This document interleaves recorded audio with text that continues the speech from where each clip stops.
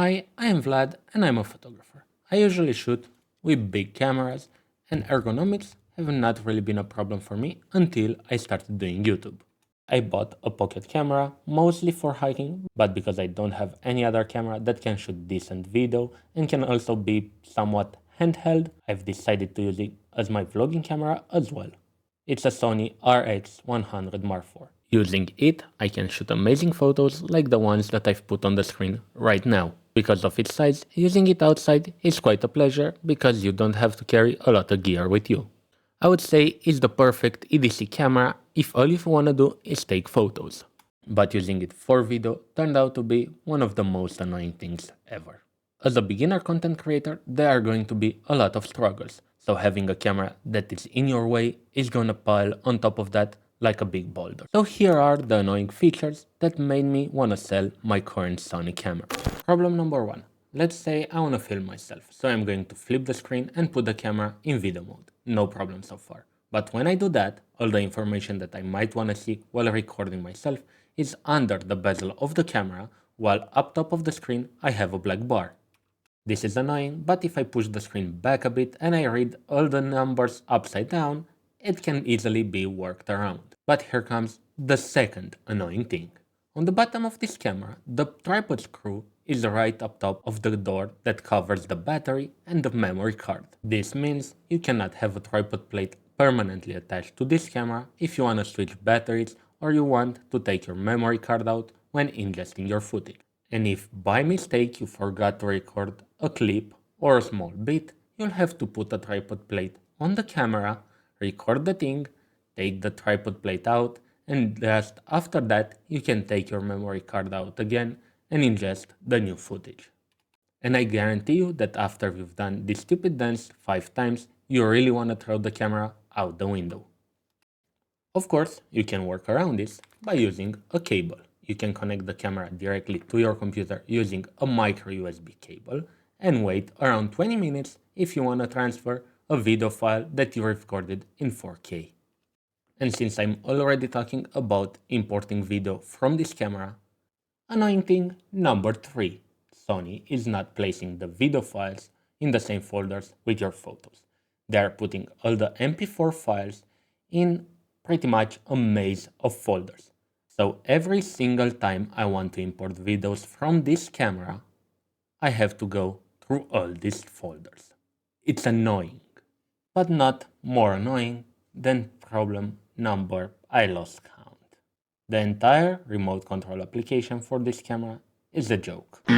For some reason, Sony considered it necessarily to have a completely different set of settings for the remote control application that is installed on the camera instead of sharing whatever settings you already have on the camera and just enabling the Wi-Fi capability. So let's imagine you already recorded a few clips of yourself and then you set the camera down on a tripod and you want to remote control it with your phone. Surprise, your white balance has changed, your exposure time is all over the place and you have the ISO from the last time you used the remote control app. And guess what? If you dare to close the screen of your phone because you want to adjust the camera will disconnect from the phone and you'll have to go to the connection process once again. This is most probably because they want to save the battery life of your camera. But by doing so, every time you are going to pocket your phone to adjust the camera, you're gonna be annoyed because the camera disconnected and could have easily been avoided if they included something like a 1-minute timer before the camera disconnected from the phone. All of these alone are not major pain problems, but they add up and using the camera is becoming more and more annoying, and combined with the fact that it doesn't have a microphone input, I've decided to start looking for new cameras that could replace it for my vlogging needs. But the best part about this camera is that other photography YouTubers have hyped it so much that I'm going to sell it as a profit. Even though natively it doesn't even have a thread to put round filters on top of your lens. So now comes the funny part. I'm in the market for a camera that's roughly $500. I don't want the latest and greatest, so I'm gonna look on eBay, but I started looking into the ergonomics feature that the major manufacturers have to offer in their vlogging kits. And just to get the elephant out of the room, I honestly consider that any camera that's been produced in the last 5 or 6 years is going to be okay for 1080p YouTube videos. It's way more important for me to have a camera that's not annoying to use than to have the latest and greatest features and a ton of megapixels. And since I like this Sony so much, I looked at the 5 more iterations they have in this lineup. Let's see if they fixed the tripod screw issue.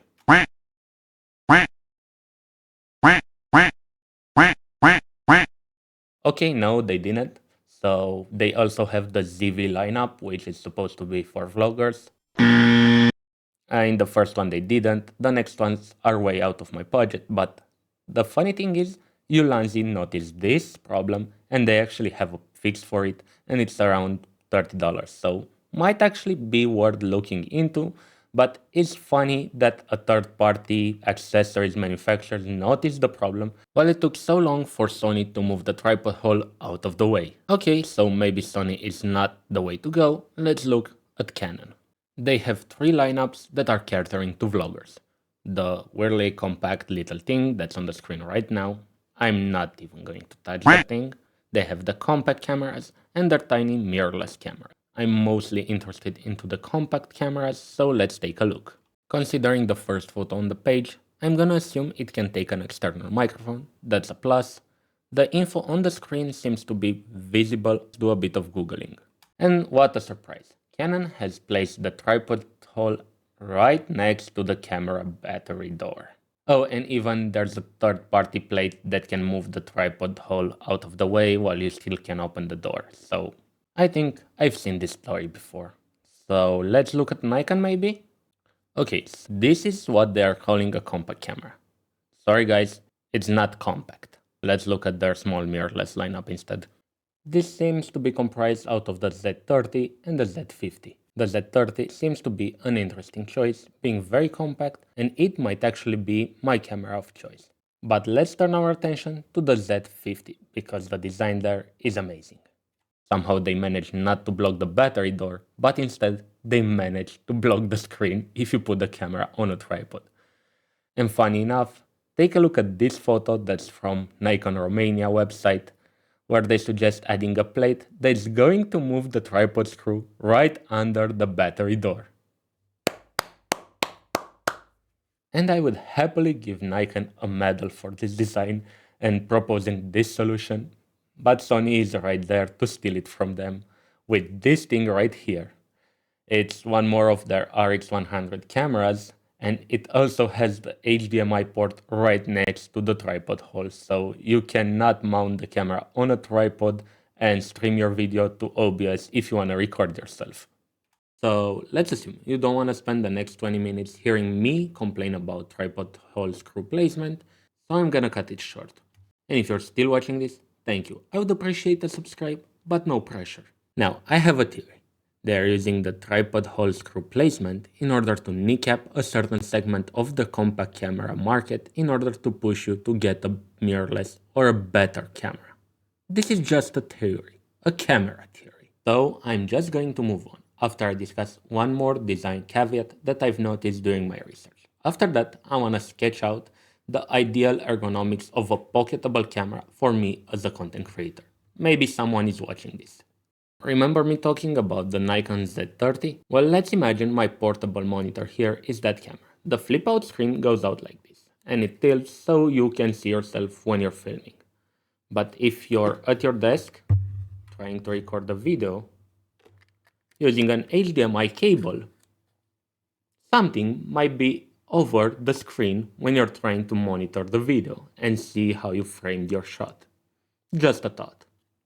And the same thing is going to apply to the Sony ZV lineup, probably something from Canon as well. So it's a common thing with that kind of a hinge screen that flips out on the side to be on the same side with the HDMI ports. So my gold medal for flipping screen is the classic thing where the screen goes above the camera, like in my RX100. That might actually be the best screen position for filming yourself like this and being able to see what's on the screen without having a tripod or some cables in the way. Now, keeping all that in mind and considering the fact that I have no drawing skills whatsoever, this is the camera layout that I would like to see in the future. Let's imagine this is the camera, this is the flip out screen. On the right side of the camera, it's fine to have the HDMI port, but please also include a jack for an external microphone. On the bottom side of the camera, it's fine to have the battery and the memory card in the grip, but please put the tripod hole right under the lens. It also helps with panoramic pictures, but it will help people like me actually take out the memory card and export the footage without taking the camera off the tripod. Or even better, on the last side of the camera that's left, you can take a page from Nikon DSLRs. They have the cards here in the grip behind the door. You close the door, you don't feel it when you're gripping the camera, and everyone is happy. I can take my cards out and swap them while the camera is still on a tripod. And before I end this video, I wanna reward people who made it till the end. The code Grain is Good from my previous Grain deep dive video still works on my presets store, so you can use it and get 10% off on my products. That's it for today. Thank you for watching me rant, and see you in the next one.